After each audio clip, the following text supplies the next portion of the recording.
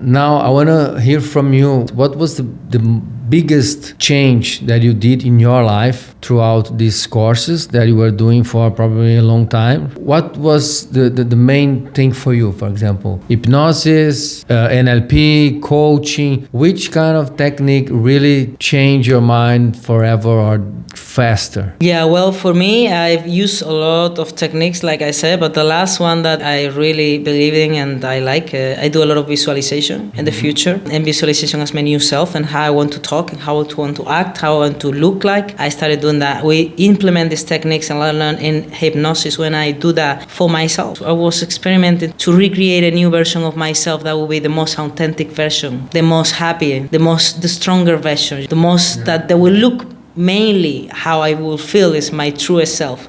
And I have achieved it. Years back before I have done hypnosis and all that, I didn't look even resemble like what I'm right now. Which kind of changes did you achieve through hypnosis, for example? I am a transgender man, so I used to have another body, another name and everything.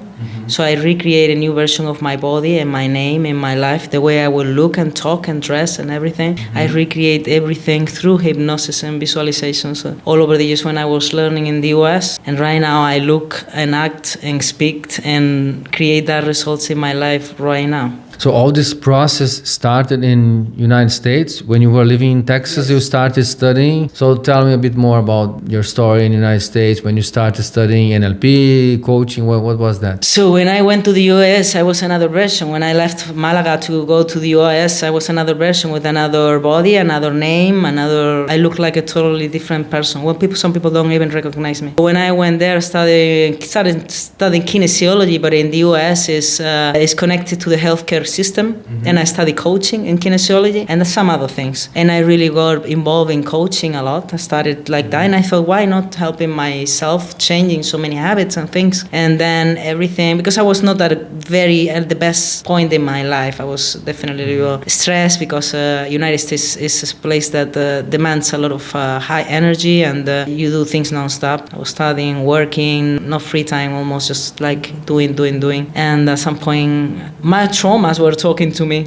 I was still not liking myself and fighting with the world, and everything for me was like I'm achieving things through fights, and I was already exhausted because, like I said, I wanted to kill myself with 11. At that time when I was studying, still fighting everything because people would not treat me as I wanted to be treated. It felt like a burden to just fight every day. I needed to release the fight somehow. All these tools like coaching and then meditation and hypnosis take my mind to the future ideal self of me. Will quit fighting like that. As you mentioned that you are living a life you didn't like because you attracted that for you. Did you treat there more with hypnosis or kinesiology? Yeah, hypnosis is something that works more deeply on the subconscious mind, right? It is. Yeah, it works more deeply in the reprogramming to make my brain see what I want to see. But have you done some sessions, hypnosis sessions also, or not? Yeah, I've been working for years. I do hypnosis right now. But you are a therapist now? Yes. But have you been a patient before? Before I decided to work, I tried hypnosis for myself, and I discovered some interesting things, and all of a sudden I want to know more, and then I've seen things. What I've realized and how I help people is when my mind can see what I want, when my subconscious mind can see it, then there's no way to stop the person.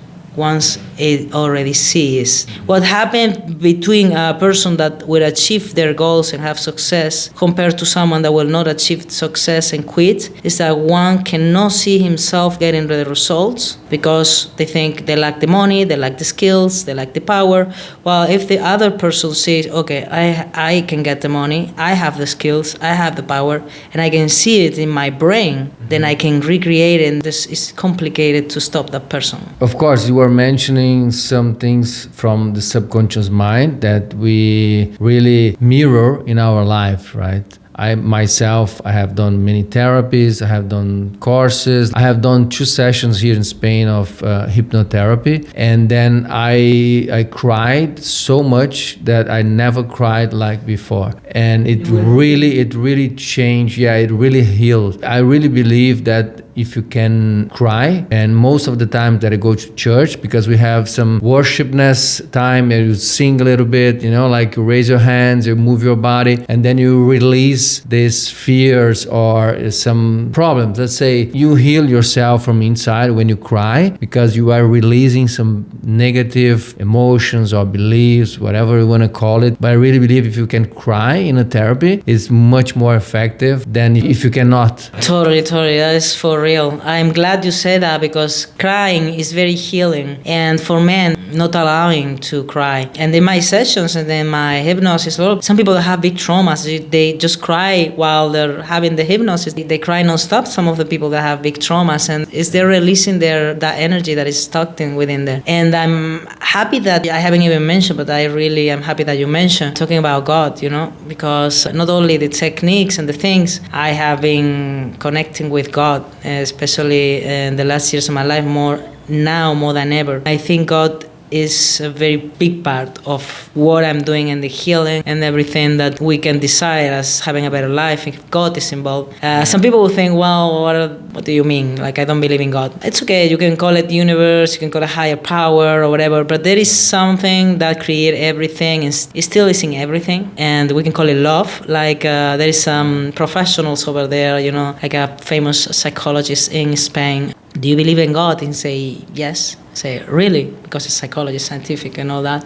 And he said, yes, for me, God is love. And it's okay, God is love too. And I think we definitely need to spread more love as a healing part. It's a very important factor to the healing process of all of us and humanity.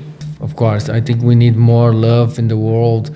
We need to fight for a better world. Like many people now are just living, trying to be by themselves and not thinking how they can help other people like us, like you, for example, like you are doing. Yeah, of course, we are trying through our podcast to connect with people, to help our audience and bringing specialists like you here and help you guys to attract more clients, more people to help. And then you are inspire other, and then we create this spiral of good atmosphere, good vibration. I love that.